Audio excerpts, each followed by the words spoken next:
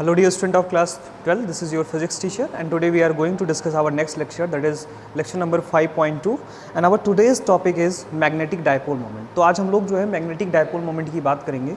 पिछले लेक्चर में हम लोगों ने जो है काफ़ी इंपॉर्टेंट बातें करी थी कि मैग्नेट क्या होता है और मैग्नेटिक प्रॉपर्टी क्यों एग्जिस्ट करती है। तो हमने उसमें देखा था किसी भी मैग्नेट या मटेरियल के अंदर जो है जो मैग्नेटिक की प्रॉपर्टी होती है, मैग्नेटिज्म की जो प्रॉपर्टी होती है, it is due to the circulating electron. किसी भी मटेरियल के अंदर जो इलेक्ट्रॉन सर्कुलेट कर रहे हैं वो क्या करते हैं, एक मैग्नेटिक फील्ड क्रिएट करते हैं और उन मैग्नेटिक फील्ड की वजह से वो मैग्नेटिक प्रॉपर्टी को क्या करता है, शो करता है।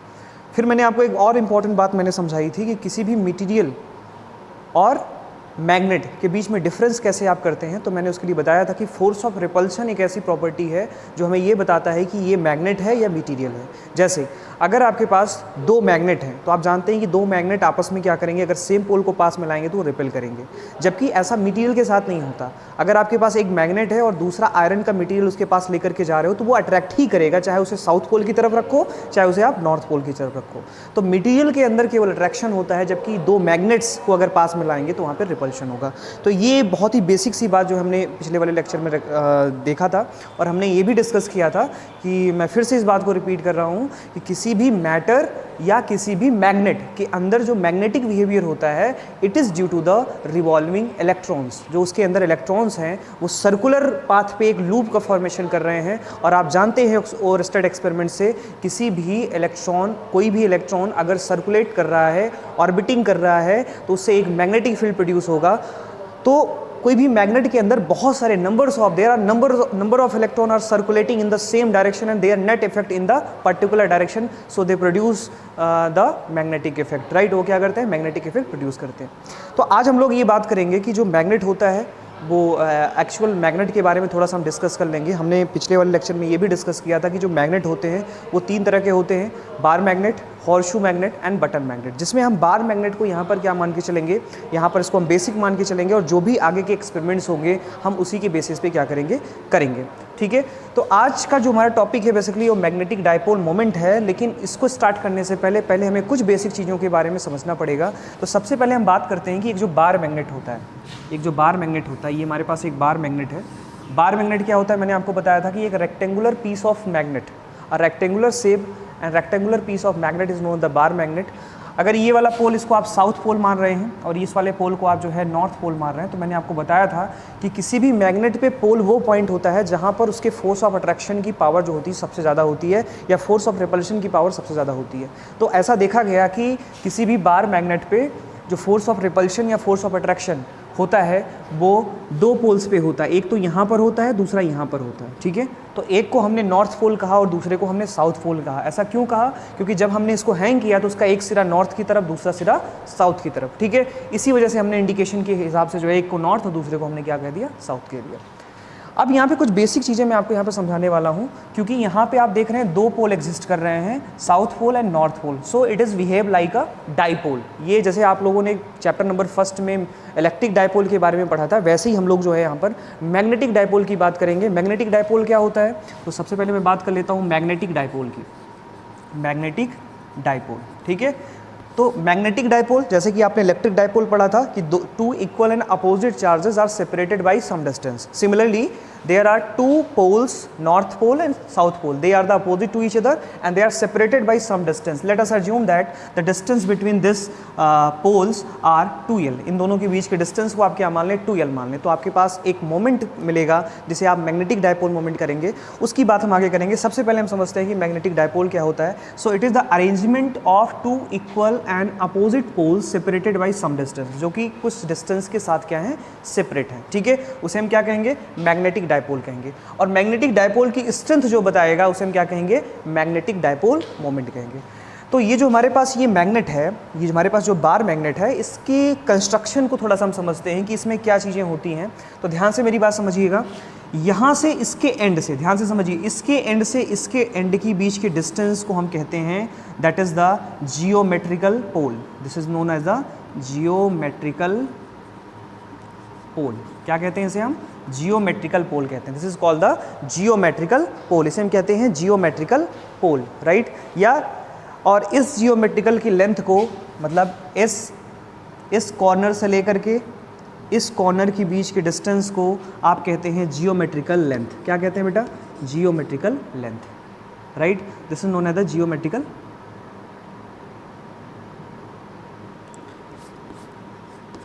जियोमेट्रिकल लेंथ, ठीक है। इसी तरीके से आप देखिए ये पोल है और ये पोल है, इन दो पोल्स के साउथ और नॉर्थ पोल के बीच की जो डिस्टेंस होती है इसे कहते हैं हम मैग्नेटिक लेंथ। क्या कहते हैं बेटा? Magnetic length. This is known as the magnetic length, ठीक है, ठीक है। इसे हम क्या कहते हैं? मैग्नेटिक लेंथ कहते हैं। तो ये बात थोड़ा सा आप समझते रहेंगे। किसी भी मैग्नेट के एंड टू एंड की लेंथ को हम क्या कहते हैं? जियोमेट्रिकल लेंथ कहते हैं। और दो पोल्स के बीच की डिस्टेंस को हम क्या कहते हैं? मैग्नेटिक लेंथ कहते हैं। और मैग्नेटिक लेंथ को भी हम यहाँ पे क्या मान लेते हैं? 2l मान लेते हैं। अगर ये सेंटर L है, ये सेंटर O है, तो इधर वाली डिस्टेंस को L मान लीजिए और इधर वाली डिस्टेंस को L मान लीजिए। तो ये टोटल डिस्टेंस हम क्या मान लेते हैं? 2l मान लेते हैं, ठीक है। तो आई होप ये जियोमेट्रिकल लेंथ और मैग्नेटिक लेंथ के बारे में आपके समझ में आ गया होगा कि किसी भी मैग्नेट के कॉर्नर से कॉर्नर के बीच की जो डिस्टेंस होती है उसे हम क्या कहते हैं? जियोमेट्रिकल लेंथ कहते हैं। और दो पोल्स के बीच में, मान लीजिए ये साउथ पोल है और ये नॉर्थ पोल है, इनके बीच की जो डिस्टेंस होती है वो क्या कहलाती है? मैग्नेटिक लेंथ कहलाती है। तो ये बेसिक जो कॉन्सेप्ट था ये मुझे आपको समझाना था, आई होप समझ में आ गया होगा। अब यहाँ से जो इनके बीच की डिस्टेंस है ये 2l है और ये हमेशा 2l की डिस्टेंस साउथ से नॉर्थ की तरफ ली जाएगी, साउथ से नॉर्थ की तरफ ली जाएगी। और जब इसकी पावर को हम देखते हैं, इस डायपोल जो ये हमारे पास डायपोल का फॉर्मेशन हुआ है, इस डायपोल के फॉर्मेशन की पावर को हम देखते हैं कि इसकी स्ट्रेंथ कितनी है, जिसको आप डायपोल मोमेंट कह रहे हैं, जिसको आप मैग्नेटिक डायपोल मोमेंट कह रहे हैं। तो इसकी डायरेक्शन हम लोग देखते हैं, इसकी जो स्ट्रेंथ है वो साउथ से नॉर्थ डायरेक्शन में काम करती है। और मैग्नेटिक डायपोल मोमेंट को आप कैपिटल M से रिप्रेजेंट करते हैं, ठीक है। ये बात अपने दिमाग में आप रख लीजिए। ये मोटी मोटी बातें हैं कि एंड टू एंड की जो डिस्टेंस होती है उसे हम क्या कहते हैं? जियोमेट्रिकल लेंथ कहते हैं। पोल टू पोल के बीच की जो डिस्टेंस होती है उसे आप मैग्नेटिक लेंथ कहते हैं, जो कि 2l के बराबर होगा। और इस मैग्नेट की जो स्ट्रेंथ होती है वो हमेशा साउथ से नॉर्थ डायरेक्शन में काम करती है। और strength of the magnetic dipole को हम क्या कहेंगे? मैग्नेटिक डायपोल मोमेंट कहेंगे। और इसे कैपिटल M से हम क्या करेंगे? रिप्रेजेंट करेंगे, ठीक है। तो इतनी बात आई होप आपके समझ में आ गई होगी। तो अब हम आगे चलते हैं और हम लोग जो है मैग्नेटिक डायपोल मोमेंट की बात करेंगे। उससे पहले एक चीज़ और समझ लेते हैं कि जो यहाँ पे जो मैग्नेटिक लेंथ होती है और जियोमेट्रिकल लेंथ होती है इसमें क्या रिलेशन होता है। तो जो आपके पास मैग्नेटिक लेंथ होती है या जियोमेट्रिकल लेंथ जो होती है, geometrical length is always greater to magnetic length, ठीक है, मैग्नेटिक लेंथ, ठीक है। तो जियोमेट्रिकल लेंथ जो होती है वो हमेशा मैग्नेटिक लेंथ से क्या होगी? ज़्यादा होगी। इस बात को अपने दिमाग में आप लोग रखें। अब हम लोग आगे आते हैं। मैग्नेटिक डायपोल आपके समझ में आ गया होगा। अब हम लोग जो है मैग्नेटिक डायपोल मोमेंट की बात करते हैं। तो देखिए मैग्नेटिक डायपोल मोमेंट क्या होता है। तो जैसे कि आपने वहाँ पर देखा था कि इलेक्ट्रिक डायपोल मोमेंट क्या होता था, it is the mathematically defined as and it is the product of the either of the charge, magnitude of the charge multiplied with distance between them। तो सिमिलरली हम लोग ये मान लेते हैं कि जो ये साउथ पोल है, इस साउथ पोल की जो स्ट्रेंथ है वो स्मॉल m है, राइट। और जो नॉर्थ पोल है उसकी स्ट्रेंथ कितनी है? वो कितनी है? एक को आप प्लस मान लें और एक को माइनस मान लें। इसको आप माइनस मान लें, इसको क्या मान लें? आप प्लस मान लें। तो स्मॉल m जो है it is the strength of the pole, right. किसी एक पोल की स्ट्रेंथ को हम क्या मान लेते हैं? स्मॉल m से रिप्रेजेंट कर लेते हैं, राइट। तो अगर हमें dipole, electric dipole, magnetic dipole moment को आइडेंटिफाई करना है तो magnetic dipole moment, magnetic dipole moment को हम कैपिटल M से रिप्रेजेंट करेंगे, ठीक है। So it is the product of magnetic dipole moment is the product of either strength of the either of the pole, किसी एक पोल का स्ट्रेंथ आप ले लीजिए, चलिए एक पोल का स्ट्रेंथ ले लिया, multiplied by distance between them. Distance between them का मतलब नॉर्थ और साउथ के बीच की डिस्टेंस, इसे हम क्या कहेंगे? Magnetic length. तो ये कितना आ गया? 2l आ गया, ठीक है। तो ये हमारे पास एक फॉर्मूला निकल करके आया, जैसे कि वहाँ पे आपने P = 2ql पढ़ा था। सिमिलरली यहाँ पे हमें क्या मिलेगा? कैपिटल M, जिसको हम मैग्नेटिक डायपोल मोमेंट कह रहे हैं, and it is equivalent to the small m। Small m क्या है यहाँ पे? Small m is the strength of the pole, किसी एक पोल की स्ट्रेंथ है ये। तो small m and multiplied by the 2l distance. What is the 2l? 2l is the magnetic length, it is the length between south and north pole, ठीक है। तो I hope ये समझ में आ गया होगा। अब यहाँ से एक बात समझ में आती है कि जो मैग्नेटिक डायपोल मोमेंट है वो हमें क्या बताता है? स्ट्रेंथ ऑफ द डायपोल बताता है। इट टेल्स अबाउट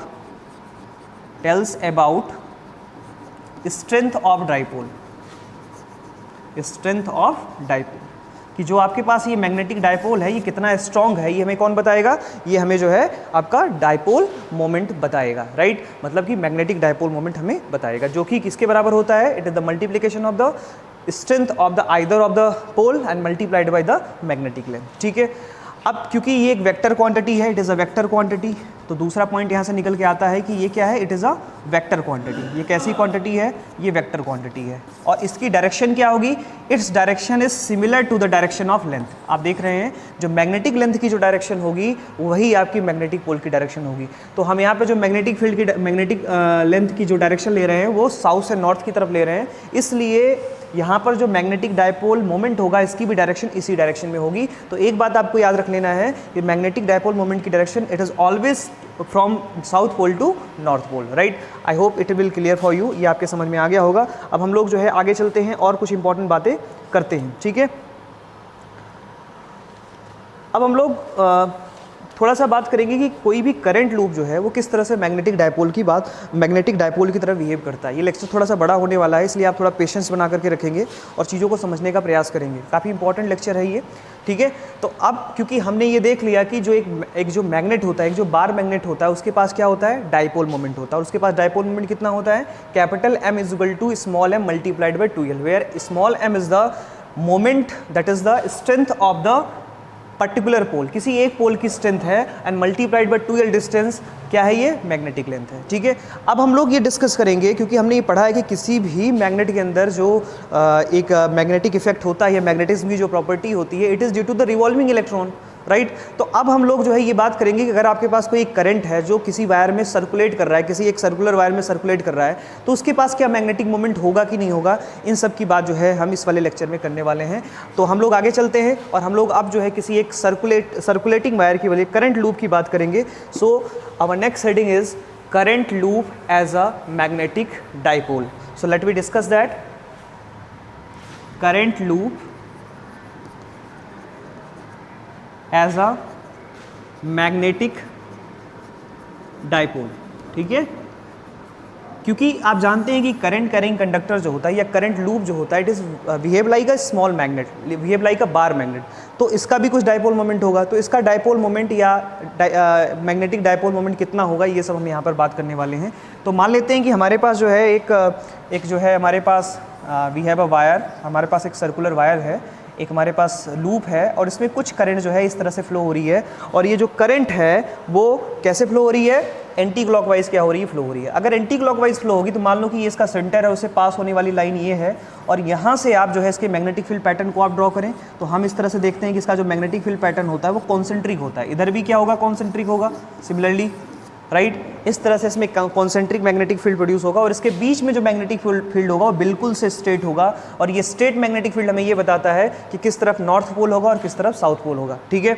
तो हम यहाँ से क्लॉक रूल यूज़ कर सकते हैं। मैंने आपको क्लॉक फेस रूल बताया था कि अगर करंट जो है एंटी क्लॉकवाइज चल रही है या क्लॉकवाइज चल रही है तो आप किस तरह से जो है फॉर्मेशन करते हैं। तो अगर करंट एंटी क्लॉकवाइज चल रहा है तो ऊपर वाला फेस कैसा होगा, नॉर्थ होगा, मतलब ये वाला फेस जो होगा नॉर्थ होगा, और इसके पीछे वाला फेस कैसा होगा, साउथ होगा।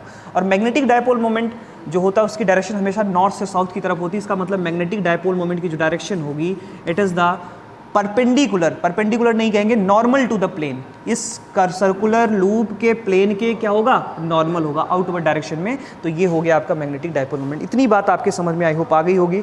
अब जब हमने इसको ऑब्जर्वेशन किया, आप देखिए ऑब्जर्वेशन किया, it is similar to the bar magnet. ये एक बार मैग्नेट है, इधर की तरफ नॉर्थ है, इधर की तरफ साउथ है, और इसका डायपोल मोमेंट कुछ इस तरह से, इसका डायपोल मोमेंट कुछ इस तरह से काम कर रहा है, ठीक है।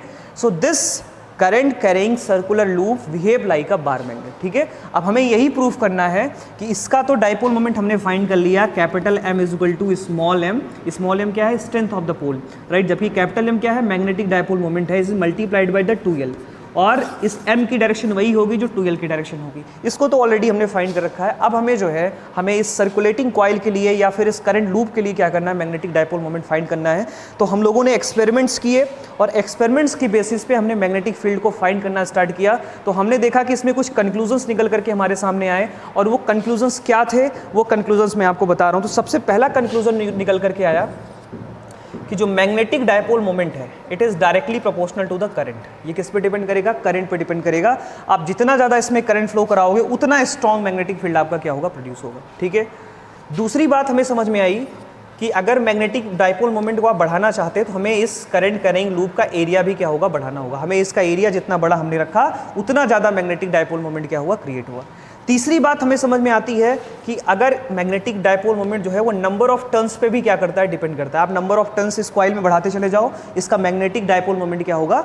जो है स्ट्रॉन्ग होता चला जाएगा। अब आपका क्वेश्चन हो सकता है कि ये कैसे आया? तो ये बेटा हमने एक्सपेरिमेंट के पर्पज पे डिपेंडेंसी निकाली है, और आप जानते हैं कि साइंस जो है पूर्ण रूप से जो है कंप्लीटली जो है it is dependent over the experiments. So on the basis of experiment we can say that m is directly proportional to I, m is directly proportional to A, m is directly proportional to n, right. अब इन तीनों को हम सम कर लेते हैं तो हमारे पास आ जाएगा m is equal to n directly proportional to, अभी मैं इसको स्केलर फॉर्म में लिख रहा हूँ, NIA, राइट। इस प्रोपोर्शनलिटी को आप जब हटाओगे तो यहाँ क्या आ जाएगा? K कांस्टेंट आ जाएगा, NIA। क्योंकि मैग्नेटिक डायपोल मोमेंट को हम पहली बार इंट्रोड्यूस कर रहे हैं इसलिए K को हम 1 बनाना चाहेंगे। मैंने आपको बताया भी था, जब भी किसी भी फिजिकल क्वांटिटी को हम पहली बार इंट्रोड्यूस करते हैं we want to make that constant to 1 because we have to use the formula of unification and we not want to learn the unnecessary constants. हमें अननेसेसरी कॉन्स्टेंट की वैल्यू याद करने की ज़रूरत नहीं है, इसलिए हम लोग इस कॉन्स्टेंट को 1 बनाएंगे। तो 1 कैसे बनाएंगे? हमने m को क्या मान लिया? 1 यूनिट मान लिया। हमने n को क्या मान लिया? 1 यूनिट मान लिया। I को क्या मान लिया? 1 मान लिया। A को क्या मान लिया? 1 मीटर स्क्वायर मान लिया। इसको क्या मान लिया? 1 एम्पियर। तो सबको हमने 1 मान लिया। जब सबको हम 1 मान लेंगे तो A क्या हो जाएगा? 1 हो जाएगा। इसका मतलब अगर हम सबको 1 मान लें तो ये K की वैल्यू क्या आ जाएगी? 1 आ जाएगी। अब यहाँ से इसको सम कर लेता हूँ तो मेरे पास आ गया magnetic dipole moment will be m is equal to NIA। So this is the magnetic dipole moment of a current loop. किसी भी करंट लूप का डायपोल मोमेंट कितना होता है? NIA। किसी भी जो है करंट लूप कितना होता है? MIA। ये बात आपके समझ में आ गई होगी। NIA, तो magnetic dipole moment of a loop is m is equal to NIA। तो आपके पास 2 फॉर्मूला निकल करके आए।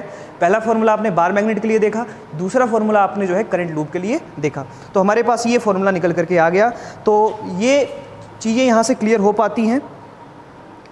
आई होप ये समझ में आ गया होगा आपके। डायरेक्शन तो मैंने आपको बता दिया था कि एरिया के क्या होगा? हमेशा नॉर्मल होगा। तो ये बात आपके समझ में आ गई होगी। ठीक है, अब इसमें एक बहुत ही इंपॉर्टेंट चीज़ टर्म है, जो ये टर्म n इंटू आई है। जो टर्म n इंटू आई है इसको हम कहते हैं एम्पीरियन टर्न। ऐसा आपकी बुक में लिखा हुआ है।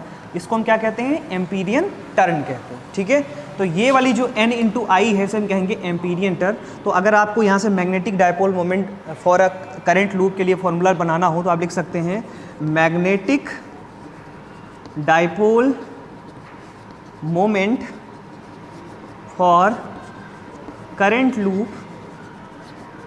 Loop will be equal to the Amperian turn, क्योंकि हमने इसको क्या कह दिया? एम्पीरियन टर्न कह दिया। This is the Amperian turn multiplied by area. ठीक है, तो एम्पीरियन टर्न को आप एरिया से मल्टीप्लाई कर दीजिए, आपको क्या मिल जाएगा?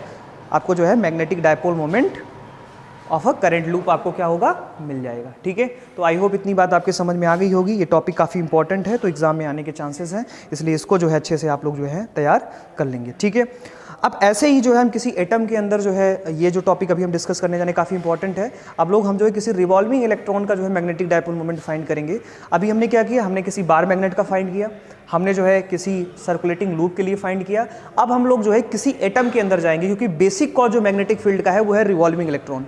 तो अगर हमें रिवॉल्विंग इलेक्ट्रॉन का मैग्नेटिक फील्ड पता चल जाए या उसका मैग्नेटिक डायपोल मोमेंट पता चल जाए तो आसानी से हम चीज़ों को समझ सकते हैं। तो अब हम लोग जो है माइक्रोस्कोपिक से माइक्रोस्कोपिक लेवल पे जा रहे हैं और वहाँ पर जाकर के हम लोग किसकी बात करेंगे? किसी भी एटम के अंदर जो इलेक्ट्रॉन रिवॉल्व कर रहा है। So now we are going to discuss the magnetic dipole moment of a revolving electron inside the atom, right. So let we see that. ये टॉपिक काफ़ी इंपॉर्टेंट है बच्चों, तो पहले से भी मेंशन कर रहा हूँ। इंपॉर्टेंट का मतलब एग्जाम में आने के चांसेस बहुत ज़्यादा है। So let we discuss that magnetic dipole moment of a revolving electron. ठीक है, तो हम लोग बात करेंगे magnetic dipole moment of a revolving electron. एक रिवॉल्विंग इलेक्ट्रॉन का कितना डायपोल मोमेंट होता है, ये जो है हम यहाँ इस वाले लेक्चर में क्या करने वाले, डिस्कस करने वाले हैं। सबसे पहले हम एक फिगर समझ लेते हैं। देखिए ध्यान से समझिए, ये हमारे पास जो है मान लेते हैं कि ये एक पॉजिटिव चार्ज है, किसी भी एटम के अंदर पॉजिटिव चार्ज होता है और उसके चारों तरफ इलेक्ट्रॉन रिवॉल्व कर रहा होता है। मान लीजिए यहाँ पे r डिस्टेंस पे, r रेडियस पे कोई एक इलेक्ट्रॉन है जिस पे नेगेटिव चार्ज है और ये लगातार, उसका मास जो है वो कितना है, m इंटू ई है। आप जानते हैं मास ऑफ इलेक्ट्रॉन 9.1 इंटू 10⁻³ और ये सर्कुलर पाथ पे कुछ इस तरह से क्या कर रहा है, रिवॉल्व कर रहा है, इस तरह से ऑर्बिटिंग कर रहा है। तो जब ऑर्बिटिंग करेगा तो इसकी वेलोसिटी की डायरेक्शन ये है, दिस इज द, और यहाँ पर जो है ये r की डायरेक्शन है। तो बेटा इसका एंगुलर मोमेंटम क्या हो जाएगा, एंगुलर मोमेंटम आपने क्लास 11th में पढ़ रखा है, L is equal to angular momentum is equal to mvr, right. ये रिलेशन हमने स्केलर फॉर्म में इसको लिखा है, इसको इक्वेशन नंबर फर्स्ट मान लिया। So angular momentum of a electron is mvr और इस एंगुलर मोमेंटम की डायरेक्शन क्या होगी, so it is always perpendicular to the, ध्यान से समझिएगा मेरी बात, it is always perpendicular to the, electron कुछ इस तरह से मूव कर रहा है, it is always perpendicular to the plane of this orbiting, मतलब ये जो ऑर्बिटिंग प्लेन है जिसमें ये ऑर्बिट कर रहा है, इसके हमेशा क्या होगा, परपेंडिकुलर आउटवर्ड डायरेक्शन में होगा। ध्यान रखना है, नॉर्मल होगा। परपेंडिकुलर आउटवर्ड का मतलब नॉर्मल, तो ये इस पर क्या होगा, नॉर्मल होगा। तो ये एंगुलर मोमेंटम की डायरेक्शन है, this is the direction of angular momentum, right. r की डायरेक्शन ये है, v की डायरेक्शन ये है, तो इसका जो एंगुलर मोमेंटम होगा कुछ इस तरह से होगा। तो 2 डायमेंशन में जो फिगर बनेगा कुछ इस तरह से बनेगा, तो इसको आप समझते रहेंगे, एंगुलर मोमेंटम की डायरेक्शन इस तरह से होगी। तो अब हमें एंगुलर मोमेंटम का फॉर्मूला पता चल गया, L is equal to MEVR। ME क्यों लिखा, मास ऑफ इलेक्ट्रॉन। तो ये रिलेशन हमारे पास है। अब इसी के बेसिस पे जो है आगे की बात हम लोग करेंगे और ढेर सारी जो है चीज़ों को समझेंगे। सो डियर स्टूडेंट्स, क्योंकि ये इलेक्ट्रॉन है और ये इलेक्ट्रॉन क्या करेगा, रिवॉल्व करेगा, तो इस रिवॉल्यूशन की वजह से कुछ करंट भी जनरेट होगी। तो मान लेते हैं कि एक रिवोल्यूशन में टाइम पीरियड कितना लग रहा है, कैपिटल T लग रहा है। 1 रिवोल्यूशन में जो टाइम लग रहा है कितना लग रहा है, कैपिटल T लग रहा है। तो एक रिवोल्यूशन में कितनी करंट जनरेट हो रही है, तो हम कह सकते हैं I is equal to Q by capital T, ठीक है। और यहाँ पे Q क्या है, Q is the electron, so we put the value of E, ठीक है। ये इक्वेशन नंबर 2 हो गया। अब टाइम पीरियड आपको पता होता है कि टाइम पीरियड इक्वल टू क्या होता है, 2 pi r upon what, this is the length upon velocity, so this is velocity, so 2 pi r upon v, क्योंकि time is equal to velocity is equal to distance upon time, तो time is equal to distance upon velocity. Distance कितनी, 2 pi are. एक complete चक्कर लगाने में time इसको capital T लग रहा है, तो कितनी डिस्टेंस ये चलेगा, इसके सर्कमफ्रेंस के बराबर चलेगा। So this will be T is equal to 2 pi r upon v। अब ये वैल्यू यहाँ पे पुट कर दीजिए, तो यहाँ से पुट करेंगे तो I की वैल्यू निकल करके आ जाएगी, तो E अपॉन, तो यहाँ से आ जाएगा EV upon 2 pi r। This is equation number 3। तो यहाँ से हमारे पास I की वैल्यू निकल करके आ गई, यहाँ से हमारे पास L की वैल्यू निकल के आ गई। इतनी बात आई होप आपके समझ में आ गई होगी। अब हम लोग जो है आगे का टास्क देखते हैं, आगे का टास्क समझते हैं कि किस तरह से जो है आगे का समझ सकते हैं। तो अगर मैं इस सर्कुलेटिंग ऑर्बिटिंग का मैं अगर एरिया निकालना चाहूँ तो कितना एरिया होगा, सो एरिया ऑफ द, ऐसा हम क्यों कर रहे हैं, ऐसा इसलिए कर रहे हैं क्योंकि हमें I की वैल्यू चाहिए, हमें जो है किसकी वैल्यू चाहिए, हमें एरिया की वैल्यू चाहिए, हमें जो है करंट की वैल्यू चाहिए, तभी तो हम डायपोल मोमेंट निकाल पाएंगे, ठीक है। So area of the orbit of the electron का जो ऑर्बिट होगा उसका जो कितना होगा, पाई आर स्क्वायर। किसी भी सर्कल का जो एरिया होता है वो पाई आर स्क्वायर होता है, और कोई भी इलेक्ट्रॉन जो होता है वो सर्कल में क्या करता है, मूव आउट करता है, सर्कल में क्या करता है, वो मूव आउट करता है, तो पाई आर स्क्वायर।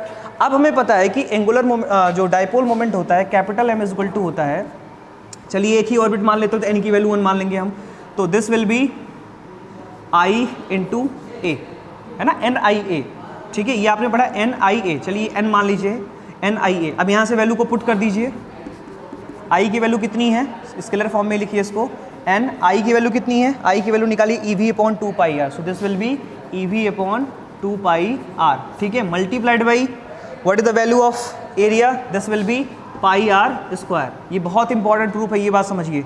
जब इसे n की वैल्यू आप n मान लें और जब इसे आप सब कैंसिल आउट करेंगे, देखिए यहाँ से पाई आर ये कट गया, तो यहाँ से आ गया m is equal to EV R upon 2। So this is the magnetic dipole moment, this is the magnetic dipole moment, this is the magnetic dipole moment of a circulating electron. किसी भी circulating electron का जो dipole moment होता है वो होता है m is equal to EVR upon 2। कितना होता है, m is equal to EVR upon 2, ठीक है। अब इसको हम थोड़ा सा मॉडिफाइड कर सकते हैं और मॉडिफाइड करके इसकी कुछ मॉडिफाइड वैल्यूज़ आप क्या कर सकते हैं, निकाल सकते हैं in the form of angular momentum. तो जो एग्जाम में आता है वो एंगुलर मोमेंटम के टर्म में ही आता है, ठीक है, जो L = MEVR लिखा हुआ है इसके टर्म में आता है। तो हमें एक बात तो समझ में आ गई कि अगर आपसे पूछता है कि बताइए कि इलेक्ट्रॉन का मैग्नेटिक डायपोल मोमेंट कितना होगा जो उसके एटम के क्रॉस, किसी भी पॉजिटिव चार्ज के क्रॉस मूव कर रहा है, ठीक है, तो उसका एंगुलर मोमेंटम जो होगा या मैग्नेटिक डायपोल मोमेंट जो होगा वो होगा EVR/2, ठीक है। अब हमें क्या करना है, एंगुलर मोमेंटम में इसका क्या रिलेशन है ये स्टेब्लिश करना है। तो इसके लिए हम लोग क्या करते हैं, देखिए ध्यान से समझिए। हमें पता है कि एंगुलर मोमेंटम = L